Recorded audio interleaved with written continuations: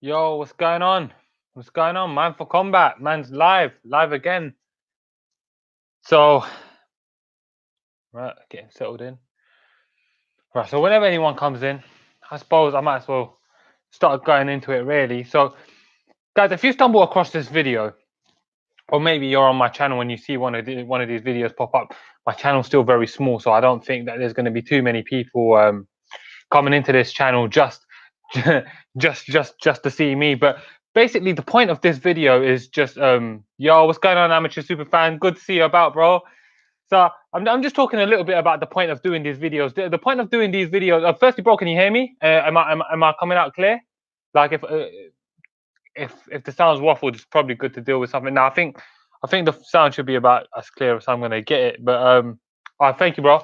So yeah, man, the point of doing this video is basically to talk to you guys, man, guys like yourself. And bro, um, total wise, I'm I'm planning to sort out my Skype and everything over the next day or so. So then we can hook it up, we can catch up, we can talk, man. And I'm looking forward to catching up with you, actually talking to you, man, person to person. I'm excited about it, bro. Like, I really like a lot of the stuff you do, and so that'd be cool, man. I appreciate you doing the response video to me as well. Obviously, anything helps me get out there right now is appreciated. So, guys, the point I was making is the reason I'm doing these videos or these live streams is just to talk to people. So there's nothing special about me. I'm not a fighter or a, I mean, I train fighting, but there's no reason why anyone should be tuning into me in particular. I'm just a fight fan.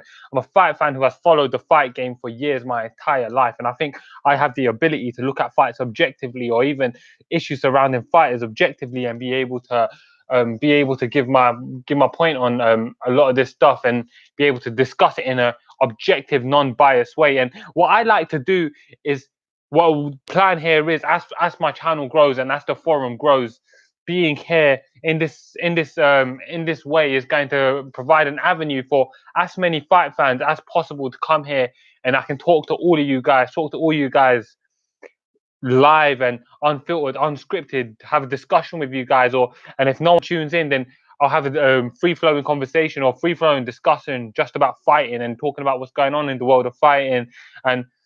And then if anyone stumbles across the video later, they can watch it and check it out. And if anyone's got any questions, they can shoot them at me, and we can discuss those questions. We can analyze them.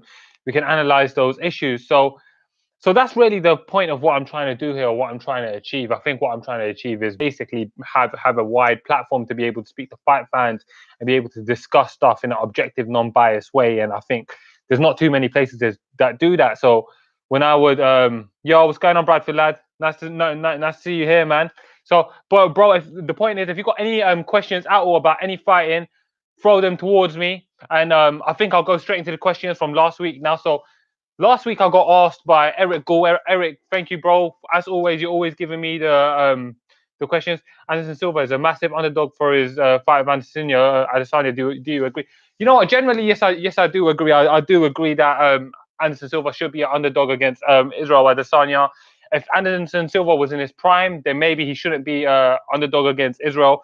But you got to consider the stage of Anderson Silva's career. His last fight was against Derek Brunson in February 2017. So by the time he fights, it's going to have been almost 2 years since he's fought. He's gone 1-3 in his last fight since then. And granted, those are against Daniel Cormier. He lost to Chris Weidman a couple of times, but he's had bad injuries, the drug testing shambles and everything. And then you got Israel Adesanya, who's 15-0, 28 years old. He went 4-0 in 1 year. He looked impressive against Derek Brunson, putting him out the way he did. I think at this stage of their careers, the odds are reflective of where they both stand. So yeah, I think Anderson Silva should be a massive underdog for that fight. And if he pulls it off, I'll be pretty impressed. At 43 years old, without fighting for 2 years, fighting a young buck who's a world champion kickboxer, and Anderson Silva's skill set was always kickboxing. This is a hard fight for him.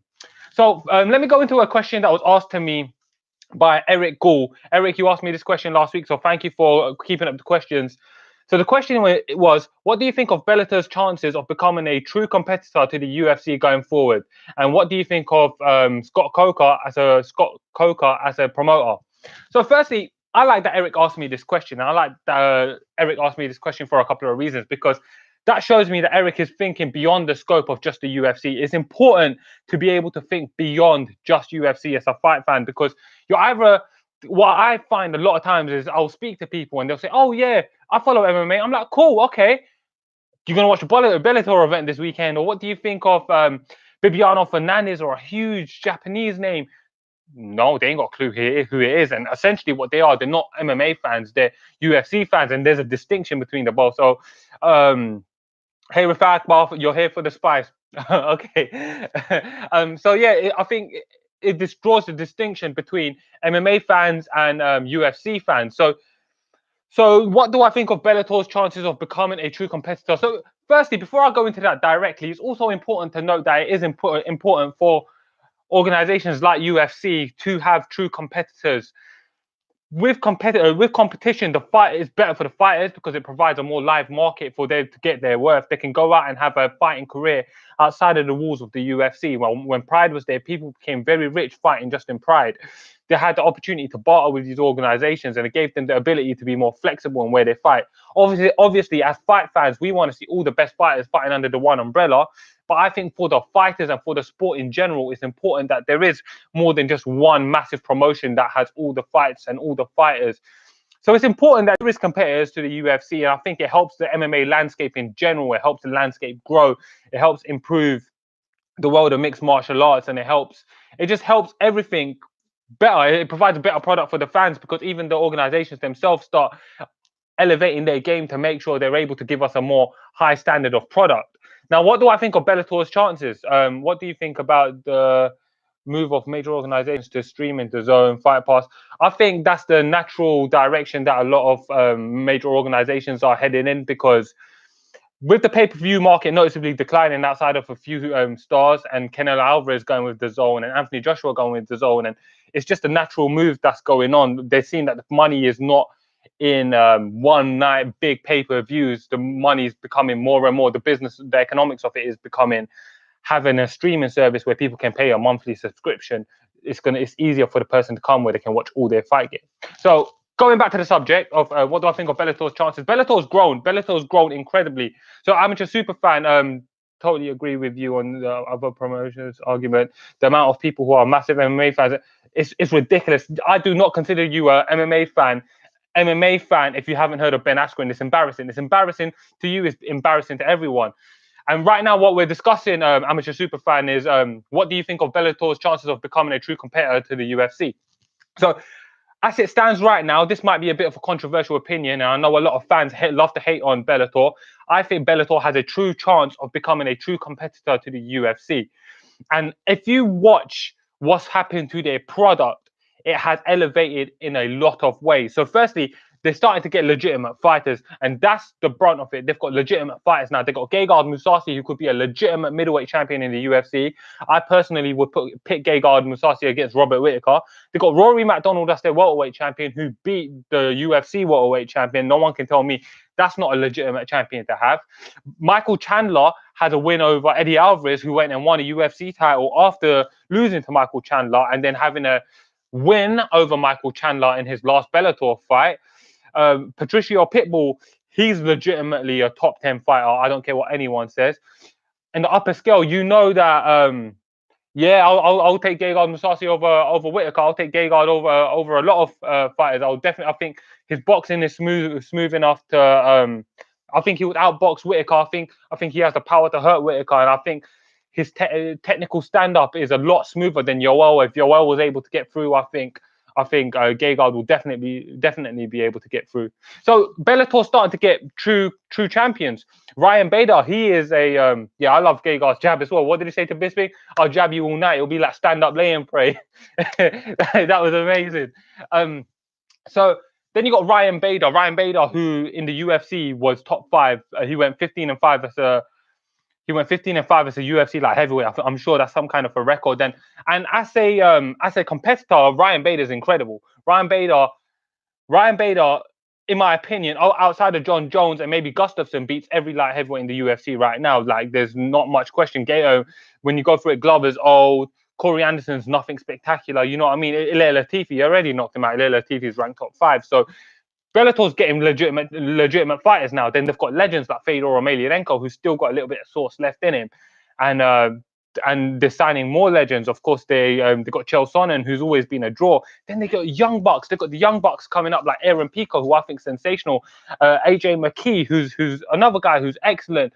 Bellator MVP fighting Paul Daly. That's an excellent fight. So their stable of talent is growing as well, and they're continuing to sign more and more talent, and that's particularly important for them to continue their growth.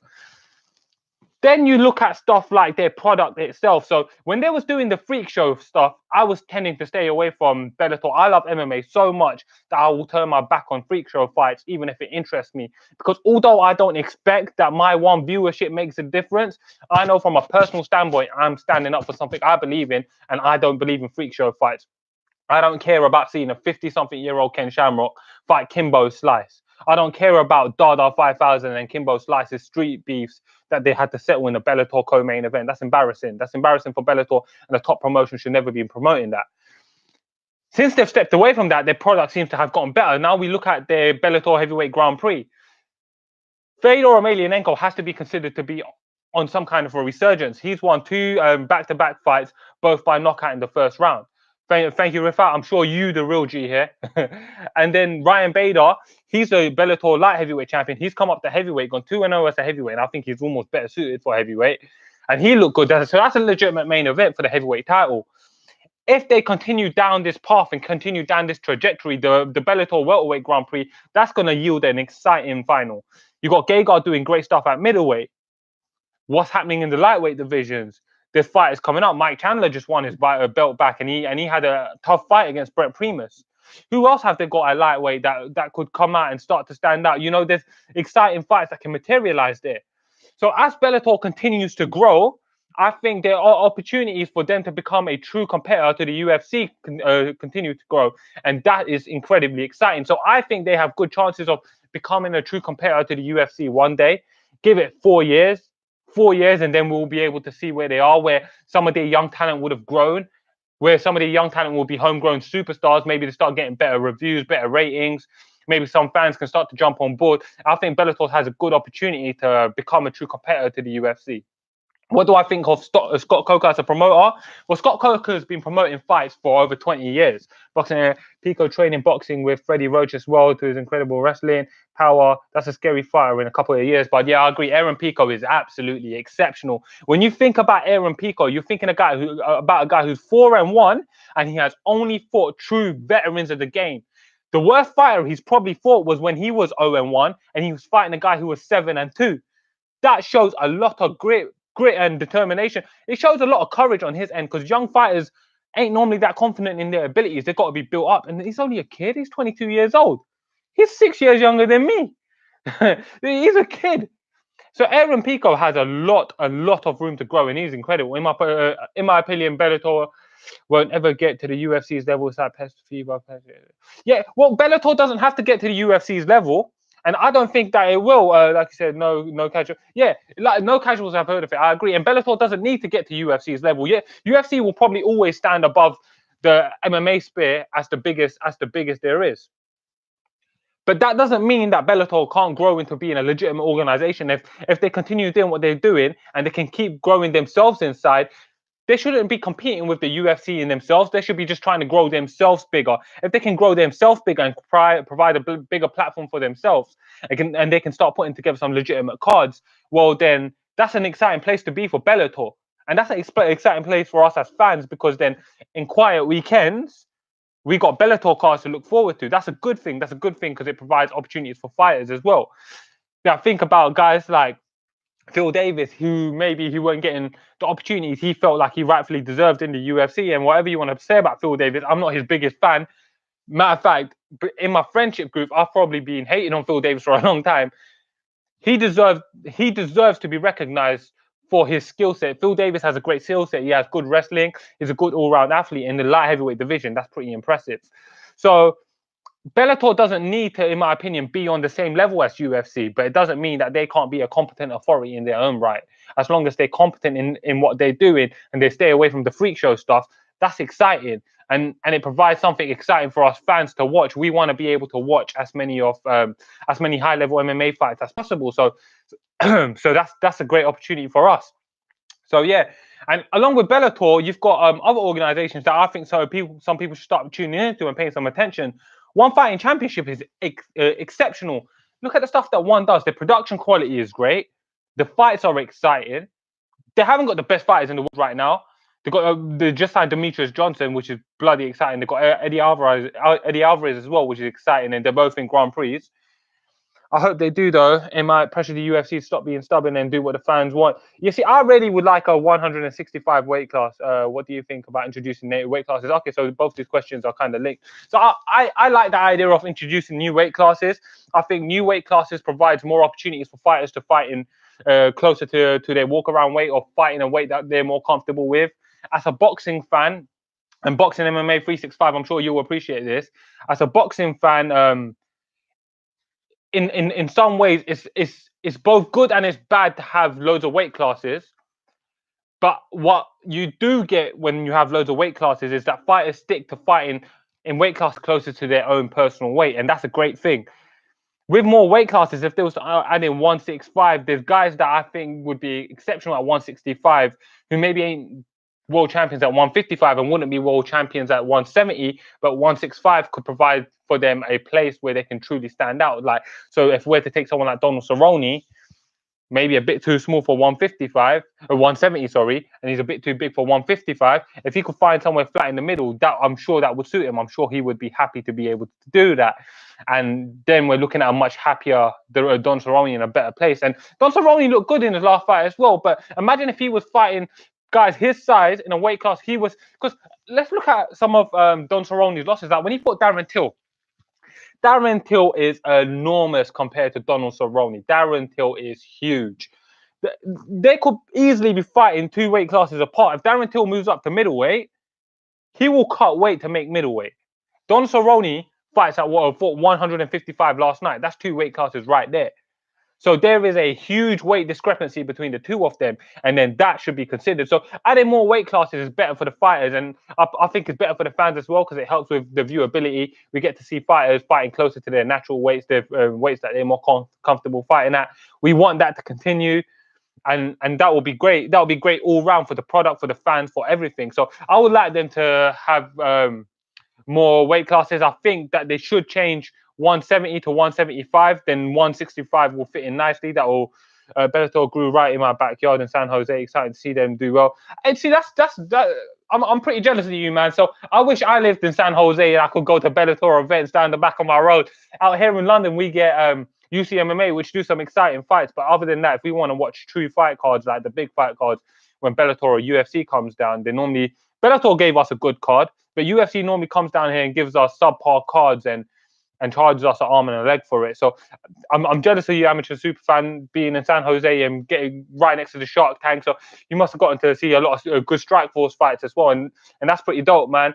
In my opinion, if they want to differentiate themselves, they need to introduce weight classes and be.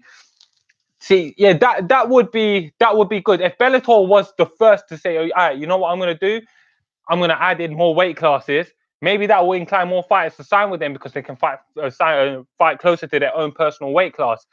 That is incredible. That's a great opportunity that they could provide with fighters, and I actually like that. That's a good shout, man. I appreciate that. Wise, that's smart thinking, man. The San Jose WEC days were great, man. WEC days were. I remember here in the UK, we used to get it on Bravo. And I used to stay up to watch not Jose Aldo, Uriah Faber when he was a champion, and when I used to see him fighting guys like Jens Pulver. I remember when he fought Jens Pulver, I was so excited. Will I be going to UFC London? Normally hate their cards as they have crap British fighters on their card. I'm thinking about going to UFC London. I haven't made my mind up yet. They normally charge an arm and a leg to go watch their fights, and it's not like they're going to be giving us the top of the top. So I don't know. I would like to, but I'm thinking about it. Plus, you know what? If I don't go, I'll probably be doing a live stream and having a discussion with as many fight fans as possible. So it'll be fun either way. Hopefully, they can give us some more fun fights. They announced the main event for that. That's going to be Darren Till versus George Masvidal. So So that's an interesting fight, and I've been a huge Masvidal fan for about as long as I can remember. I just think Masvidal's too small for Darren Till. I think even if Masvidal, I think Masvidal's got beautiful stand up. His stand up is technically precise and brilliant. He moves well. He's got a great chin. He's very brave. He's willing to get into the exchanges that I love a lot of fighters might avoid. Size is going to make a difference, and he's another one of them guys. Kind of going back to my other point, 165 needs to exist. Masvidal shouldn't be a welterweight. He's not a welterweight. So I think Darren Till should be able to take that. I think I'll do a proper breakdown on that fight. Masvidal does have his opportunities, and I do see that he can have some success against Darren Till. I don't think it's going to be easy for Darren Till, but I think he should be able to get that W. And then underneath that, we got Volkan Oezdemir versus Dominic Reyes, and this is crazy with Volkan Oezdemir. So he came into the UFC, went free. Are you a fan of grappling combat? Yeah. I'm a fan of grappling. I won't watch it like I watch boxing or MMA religiously, but there's certain guys that I like watching, like Gary Tonin. I'm a fan of Gary Tonin. Roger Gracie, some of his actual grappling matches, they're cool. I like watching Jacare Souza when he used to be a grappler, and I watch Chael Sonnen's, what's it, underground submission or something, whatever it is. I watch Chael Sonnen's, but I'm not as big a fan of straight up grappling, Sam, of boxing and MMA. Yeah, but I do like grappling. I appreciate the purpose that grappling serves in MMA. So I think to be able to understand or be able to give effective breakdowns of fighting, you've got to be able to understand. You've got to be able to understand grappling. So what do you think of Anthony Joshua? So all right, so this is an interesting one, Bradford lad. I like Anthony Joshua. He's got a very good skill set. He's big, he's fast, he hits hard. He's got technical boxing. Is he the heavyweight that he's made out to be by the media? I don't think so. I don't think Anthony Joshua beats Tyson Fury. I think Tyson Fury, in my opinion, right now, boxing, Tyson Fury is the #1 heavyweight in the world. Tyson Fury is technical, he's smooth, he's brilliant. Tyson Fury has everything and a willingness to fight everyone. Deontay Wilder hits hard. And I feel like Anthony Joshua could have really pushed for that Deontay Wilder fight. If he wanted it, that fight would have happened. I feel like Deontay Wilder wanted it. That kind of upset me about Tyson Fury, and I'm hoping that the fight with Dylan White gets made now. But I like Anthony Joshua overall, but I don't think that he's the #1 heavyweight in the world. I think Tyson Fury is. I think he's overrated in a lot of ways because he's got a lot of media support behind him. Fury versus Wilder. Fury versus Wilder did revitalize. Anthony Joshua is a bum. He can't hit. Riyadh. Good quote, Ryan. No, he can hit. He can hit. He hits very hard. He's a knockout as a heavyweight. I can't take away from the man what he's got and what he can do, because I need to stay unbiased when I'm breaking down a fighter and his abilities. As a fighter, Anthony Joshua is exceptional in a lot of ways, but he's very beatable. He reminds me a lot of Frank Bruno. I don't know if any of you guys used to watch Frank Bruno when he was around. I watched him as a child, and Anthony Joshua reminds me a lot of him. I think Anthony Joshua moves in straight lines, straight punches, going forward, going back, and that's kind of his ball game. I think stuff like that you can get away with it when you're fighting Alexander Povetkin, but I don't think you're going to get away with it against Tyson Fury. Tyson Fury is the best heavyweight in the world right now. I'm pretty sure he's going to unify the heavyweight division up until Tony Yoka. Tony Yoka is the only man who I see as a threat in the near future. If you guys ain't checked out Tony Yoka is exceptional, and he's gotten himself into a little bit of trouble lately. So I'm hoping he can get that trouble behind him, and then he can carry on boxing and do what he's got to do. So yeah, that'll be fun. I think Deontay Wilder and Tyson Fury did revitalize boxing in a lot of ways, because all of a sudden I got friends that had never been into boxing asking me. So whenever there's a fight on, I've got like a very, very, very particular set of friends that I always have around my house to watch the fights.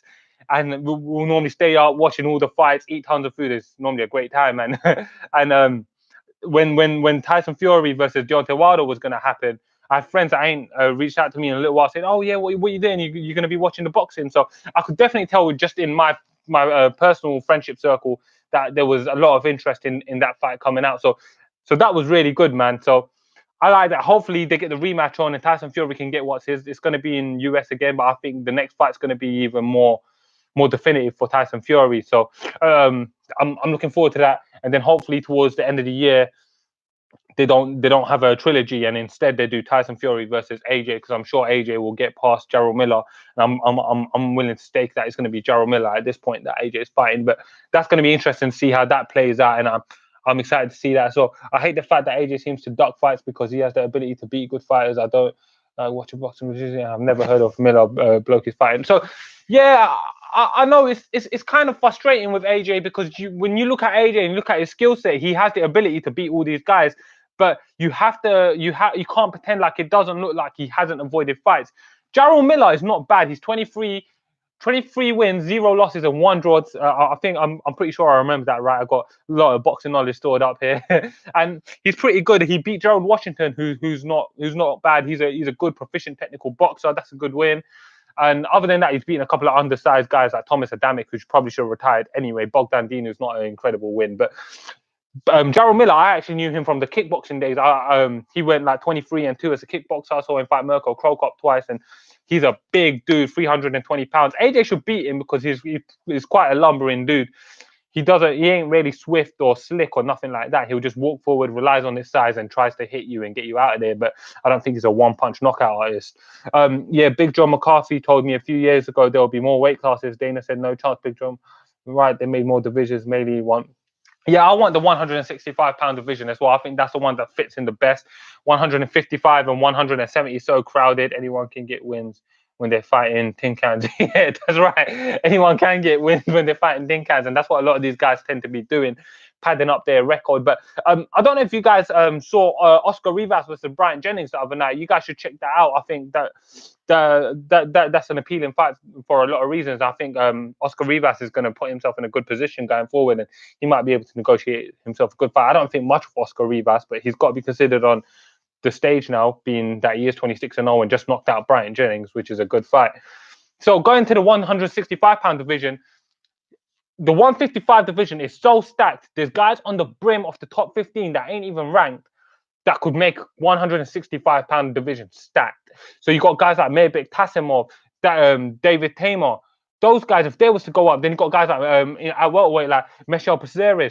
These guys, just 3 fighters right there that I've named off the top of my head, they could go and make 165-pound a serviceable weight class. Then you got Kevin Lee. I'm sure he'll go to 165. Conor McGregor, if he got the first title shot, no way he'll say no. So particularly if he got matched up against a winnable fight, I think he will 100% take that. So yeah, I think 165-pound weight class is definitely appealing. And you can have super fights like Askren, Khabib. Yeah, Askren and Khabib. Now that's a fight I would love to see. Askren and Khabib is really appealing for a lot of reasons. So Khabib, if you guys don't know, Conor versus Cowboy at 165 championship. You know what? I never thought about that, but I wonder if UFC would consider that. I wonder if UFC would consider because I know they're saying they will fight each other next. But I wonder if UFC would consider Conor versus Cowboy for a 165 title. I know they kind of rejected the idea of a 165-pound division, but that's a great shout, man. I would definitely be down for that, man. Cowboy being 3-1 in his last 4 fights, back-to-back performances of the nights.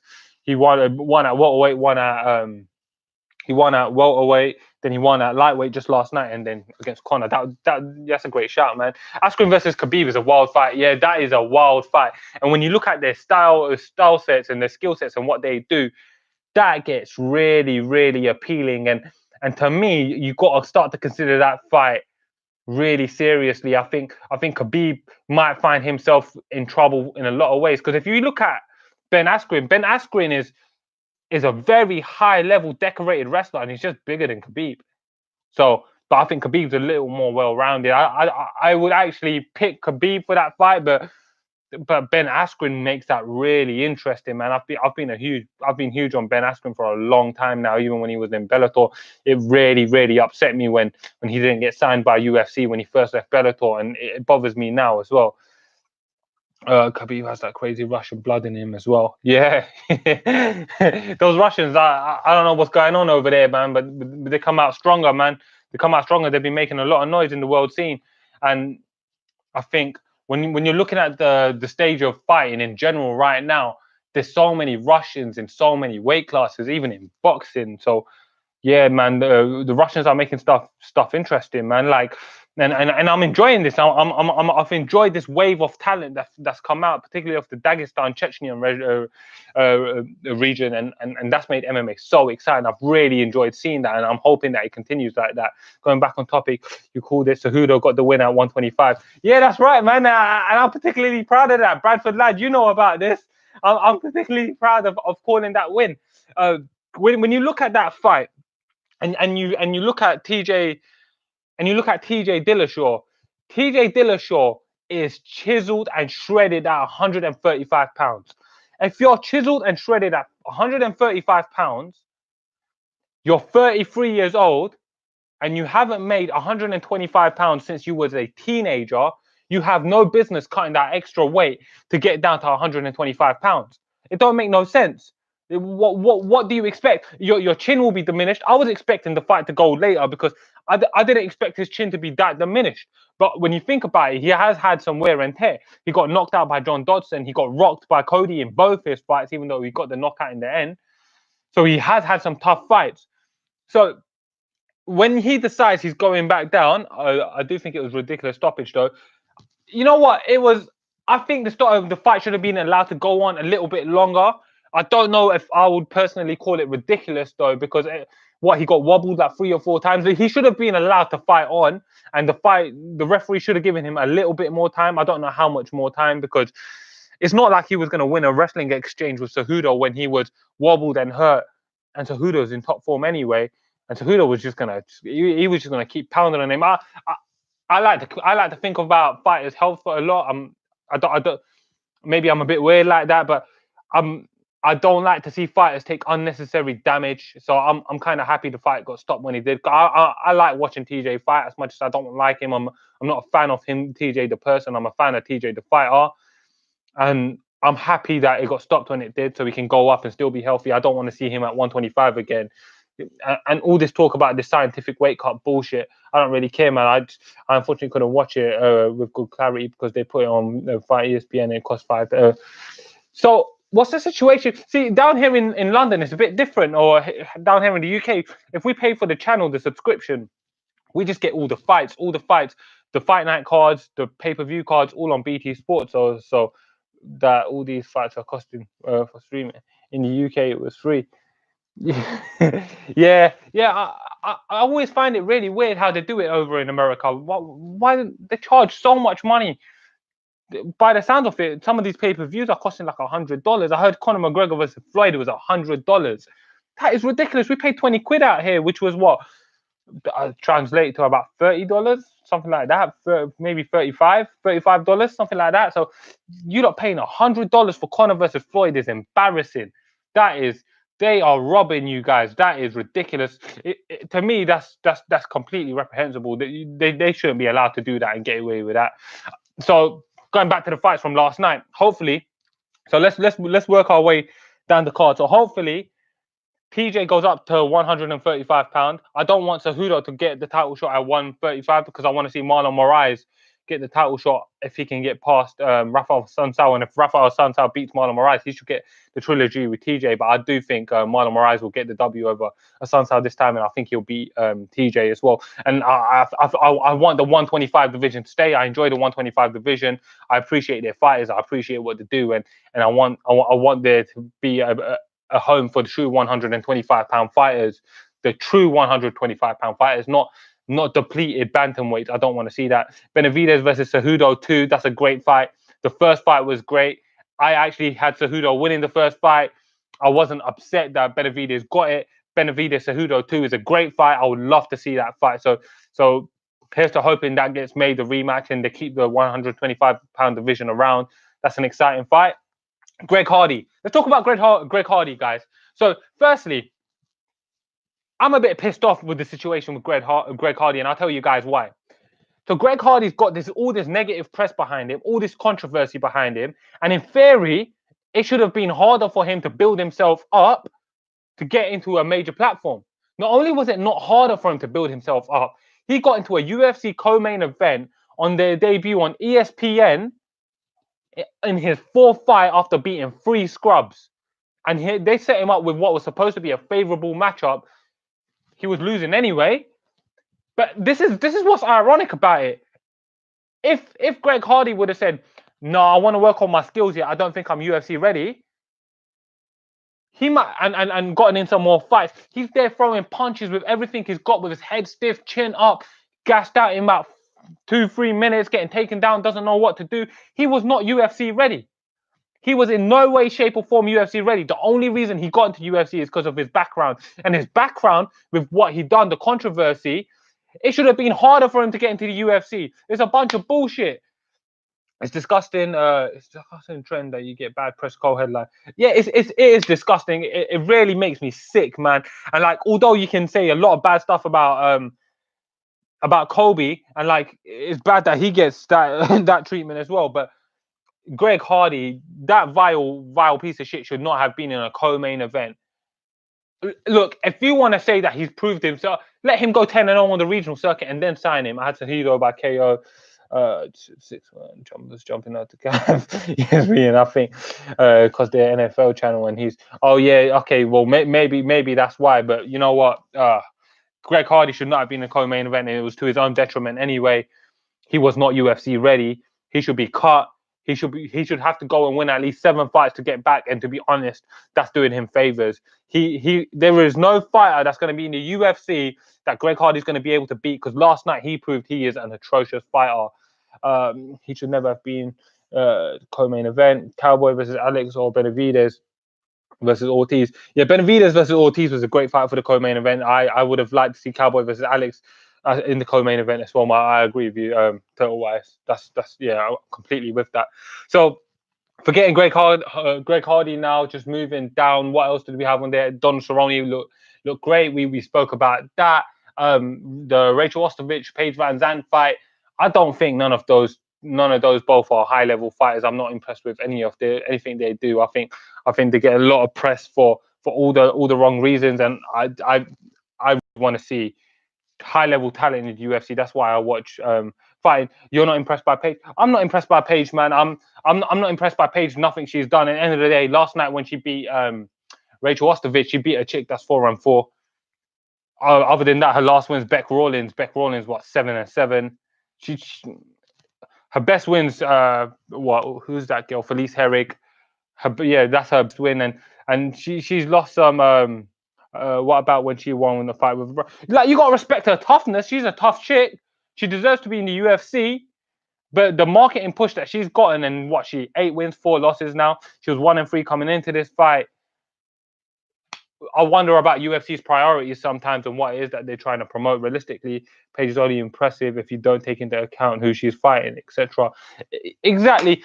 See, when you look at who she's fighting, and like you're granular about it, and think to yourself, oh, you know what, Paige has been fighting. Paige has been fighting a lot of bums, man. She's fought a lot of bums, and to be honest, with her level of experience, maybe that's the right thing to be doing anyway. But she's 8-4, man. Like, yeah, and she showed a lot of heart against Rose. Showed a lot of heart against Rose, but the best fighters that she's fought, she's gotten smushed. Rose gave her a horrific beating, and she got taken out by Michelle Waterson in the first round. And Michelle Waterson should be at atomweight anyway. She's only fighting at 115 because atomweight don't exist in the UFC. So she got submitted by a much smaller girl, and there's nothing there that impresses me. There's nothing there that impresses me with Paige Van Zandt in particular. I think she's got opportunity to grow. I think I enjoyed watching her head kick KO. Rose is 4-5, 4-5, and she still put a beating on Paige.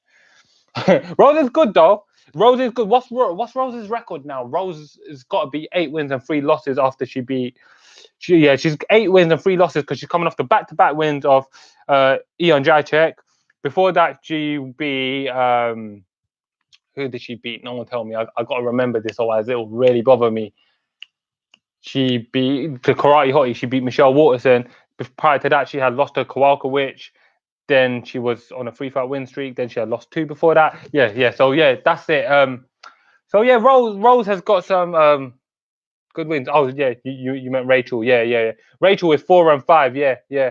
And she was still putting some pressure on from Paige. And that's bad. That's bad. That is not a good look. So yeah, man. All right, guys. So let's one last thing before I wrap up today's stream and draw next monster for. You know what? Actually, let's talk about that before I look towards my final subject and wrapping this up. Jessica Andrade I think Jessica Andrade is going to maul Thug Rose Namajunas. And I don't know how you guys feel, but I'm a big fan of Thug Rose. But Jessica Andrade is a monster. She has abilities upon abilities, and yeah, no, but that's going to be a good fight. What do you guys think? How you guys taking that fight right there? And yeah, man. Oh, yo, James, come in, man. Yeah. So my boys just come through. My boy, he was an amateur boxer as well. So the last subject, I think we can talk about some boxing to wrap it up and see what's going on. So guys, in the boxing world, one of the fights that I've been looking forward to, James, you might as well come through. So you're on the stream a bit more. Yo.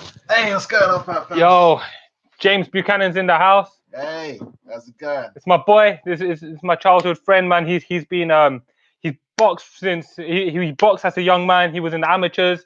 He boxed in the ABAs and amateur super fight. Yo, man, we appreciate the response video you done. Rifat Akbar, hey Grizzly, yo Bradford lad. So James, yo, what's one of the fights you're looking forward to in boxing? Right now, I'm really looking forward to Errol Spence. Errol Spence going up against Mikey Garcia. Nah, that's gonna be a super fight. I'm really looking forward to that. There's gonna be some exchange. That's a serious bad boy fight. So now when you're looking at the fight between Errol Spence and Mikey Garcia, a lot of people are writing Mikey Garcia out. I wouldn't write him out. Yeah. I wouldn't write him out at all. He's an undefeated fighter. He's a world champion. And he's a world champion in multiple weight classes. So when we're looking at Errol Spence, now Errol Spence is exceptional. Every intensive purpose, Errol Spence is incredible. Boxing MMA 365. You got to remember as well. A lot of people like to write off Mikey Garcia because Errol Spence is so much bigger. Yeah. But however, Mikey Garcia did beat Robert Eason Jr. Yeah. And he's also a bigger fighter too. But now let's look at this a little bit. So when we're looking at Errol Spence, where do you see an opportunity for Spence? In the fight with Mikey Garcia. So when you're looking at I completely lost my train of thought. So when you're looking at Errol Spence, you have to be realistic about it. For as exceptional as Errol Spence has looked, his best win, without question, has to be Kell Brook. All right? Yeah, I would say so. So, and now Kell Brook is a world champion, but Kell Brook did demonstrate a path to victory against Errol Spence. He did. Yeah, and he had true moments of success against Errol Spence. But that being said, I would say that Errol Spence knew what he was doing. Okay.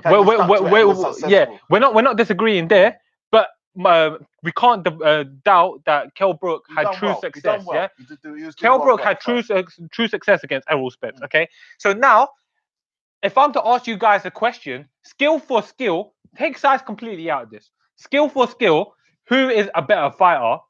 Errol Spence, Kell Brook, or Mikey Garcia? Well, Mikey Garcia is exceptional. He's exceptional at every asset of boxing. He's a brilliant fighter. Yeah. He's a brilliant. And you look at some of if you guys saw the Mikey Garcia versus Adrian Broner fight, and this was Adrian Broner that was more involved.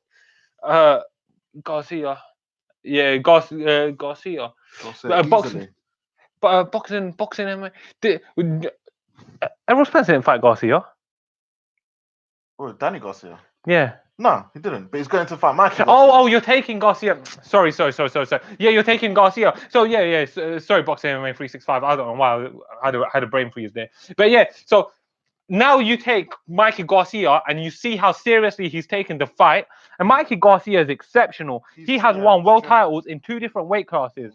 And he has looked dominant doing so. And his training at the minute looks supreme. And he looks like he is putting in some serious work. So I'm going to do a proper breakdown of the fight. But the more the fight's coming closer, if I'm honest with you guys, and I know that a lot of people are expecting Errol Spence to go through Mikey Garcia, I'm actually starting to lean towards Mikey Garcia to get the W against Errol Spence. Wow, that's a bold statement to make. Yeah, I know, and I think a lot of Errol Spence. So I think that's gonna be a really, really good fight. And for boxing, that is beautiful. And that is it's a great fight for so many different. You got 2 undefeated world champions. You got Mikey Garcia braving to be daring to be great. He's taking the risk. I can't see it. Spence win for me. A lot of people agree with you, Bradford lad. Spence is incredible. Spence is incredible, and he's a lot bigger than Mikey Garcia. But you know what? Garcia is incredible too. And he is a very, very shrewd fighter. So I think that fight's gonna be a lot more competitive. Boxing IQ is amazing. I will say that. He's always got a strategic mind. He's always got a good game plan. Yeah. He goes in there, he gets the job done, and his record speaks for itself. He's an undefeated fighter. Yeah. And I think he's gonna go in there and prove a lot of people wrong. I'm not necessarily saying that I think that Mikey Garcia is gonna win this, but I think that he's going to put on a much better show than what people was expecting. So and for boxing itself, so let's take a step away from the actual fight itself, but what this means for boxing. You got Michael Garcia daring to be great. I think you guys were mic'd up and broke it down like you did for the UFC fight. Yeah, you know what, man? I think that's probably what we'll do when that fight's on. James, you're gonna do would you be down for doing a live commentary with me? Yeah, sure. Right now I'm putting you on the spot. a live commentary when Mikey Garcia fights Errol Spence. Yeah, I'm up for that. Yeah, man, we'll be doing that. We'll be doing a live commentary, play-by-play, when Mikey Garcia fights Errol Spence. That's going to be good. We tend to keep scorecards as well. Actually, these are the kind of scorecards that I break it down. This is how sad I am with my boxing. I have my own scorecards and everything, man. Yeah, so, talking a little bit about what that fight means for boxing, you got Mikey Garcia daring to be great, taking a fight, and not a lot of people are willing to challenge themselves and take fights that they're not expected to win. And you got Errol Spence putting it on the line against a guy who, even if he beats, everyone's just gonna say, well, he beat a much smaller guy. I've got so much admiration for Mikey Garcia as well, because a lot of boxers nowadays, they don't want to put their undefeated records on the line like that. They don't want to be doing that. So no, I'll give him a lot of respect to Mikey Garcia. A lot of respect. To him. So yeah, man, So we'll be doing that, and we'll be breaking that. We'll be scoring the fight as it's going on. That's what we do when we're here watching the fights anyway. So, and we tend to get in loads of debates about who won the round, but we'll try to keep it professional next time. But guys, I think that's where I'm gonna end it today. I got work tomorrow, so I got to start prepping for work tomorrow. Plus James come here, so we're probably gonna eat a whole heap of food now. So thank you for tuning in, guys. I hope you guys enjoyed the live stream. I'll be doing this every week, and thanks for the questions, thanks for the feedback. Remember, guys, if you guys have any questions, ask it underneath the video, and I'll answer it in my next live stream. Yeah, thank you, guys. Take care.